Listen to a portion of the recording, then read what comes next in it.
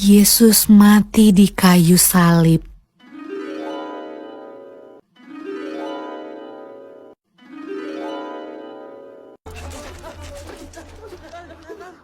Sesudah mereka menangkap Yesus, kemudian Yesus dibawa menghadap imam besar. Lalu semua imam kepala, tua-tua dan ahli Taurat berkumpul di situ. Imam-imam kepala, malah seluruh mahkamah agama mencari kesaksian terhadap Yesus supaya ia dapat dihukum mati. Tetapi mereka tidak memperolehnya.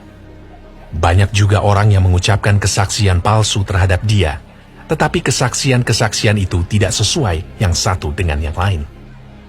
Maka imam besar bangkit berdiri di tengah-tengah sidang dan bertanya kepada Yesus, katanya, "Tidakkah engkau memberi jawab atas tuduhan-tuduhan saksi-saksi ini terhadap engkau? Apakah engkau Mesias, anak dari yang terpuji?" Jawab Yesus, "Akulah dia, dan kamu akan melihat anak manusia duduk di sebelah kanan yang maha kuasa, dan datang di tengah-tengah awan-awan di langit." Maka imam besar itu mengoyakkan pakaiannya dan berkata, "Untuk apa kita perlu saksi lagi? Kamu sudah mendengar hujatnya terhadap Allah. Bagaimana pendapat kamu?" Lalu dengan suara bulat mereka memutuskan bahwa dia harus dihukum mati. Pagi-pagi benar, mereka membelenggu Yesus, lalu membawanya dan menyerahkannya kepada Pilatus. Pilatus bertanya kepadanya, "Engkaukah Raja orang Yahudi?" Jawab Yesus, "Engkau sendiri mengatakannya." "Lihatlah betapa banyaknya tuduhan mereka terhadap engkau." Tetapi Yesus sama sekali tidak menjawab lagi, sehingga Pilatus merasa heran. Pilatus menjawab mereka dan bertanya, "Apakah kamu menghendaki supaya ku bebaskan Raja orang Yahudi ini?" Maka mereka berteriak lagi, katanya, "Salibkanlah dia!" Lalu Pilatus berkata kepada mereka, "Tetapi kejahatan apakah yang telah dilakukannya?" namun mereka makin keras berteriak. "Salibkanlah dia!" Dan pada waktu itu, adalah seorang yang bernama Barabas. Mereka telah melakukan pembunuhan dalam pemberontakan. Dan oleh karena Pilatus ingin memuaskan hati orang banyak itu, ia membebaskan Barabas bagi mereka. Tetapi Yesus disesahnya, lalu diserahkannya untuk disalibkan. Mereka mengenakan jubah ungu kepadanya, menganyam sebuah mahkota duri dan menaruhnya di atas kepalanya. Kemudian mereka mulai memberi hormat kepadanya. Katanya, "Salam, hai Raja orang Yahudi."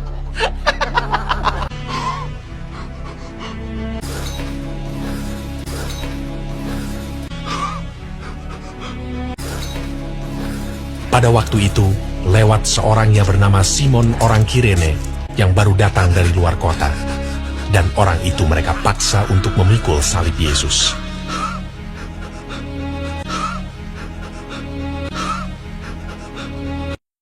Mereka membawa Yesus ke tempat yang bernama Golgota, yang berarti tempat tengkorak.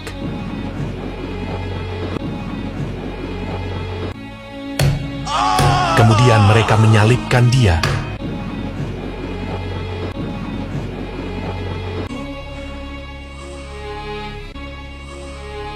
Hari jam 9 ketika ia disalibkan.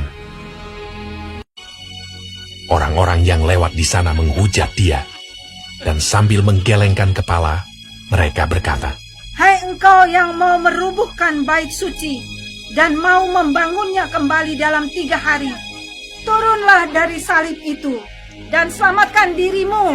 Demikian juga imam-imam kepala bersama-sama ahli Taurat mengolok-olokkan dia di antara mereka sendiri, dan mereka berkata, "Orang lain ia selamatkan, tetapi dirinya sendiri tidak dapat ia selamatkan." bersama dengan dia disalibkan 2 orang penyamun, seorang di sebelah kanannya dan seorang di sebelah kirinya. "Bukankah engkau adalah Kristus? Selamatkanlah dirimu dan kami." Kita memang selayaknya dihukum, sebab kita menerima balasan yang setimpal dengan perbuatan kita. Tetapi orang ini tidak berbuat sesuatu yang salah. ingatlah akan aku apabila engkau datang sebagai Raja. Kata Yesus kepadanya, Aku berkata kepadamu, sesungguhnya hari ini juga engkau akan ada bersama-sama dengan aku di dalam Firdaus. Pada jam 12, kegelapan meliputi seluruh daerah itu. Dan pada jam 3, berserulah Yesus,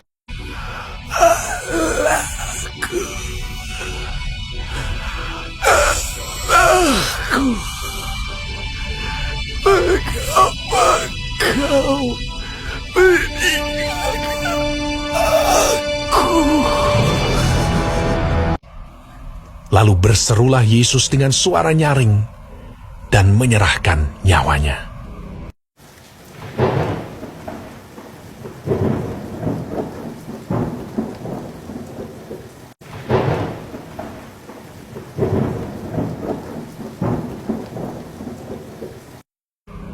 Ketika itu, tabir bait suci terbelah dua dari atas sampai ke bawah.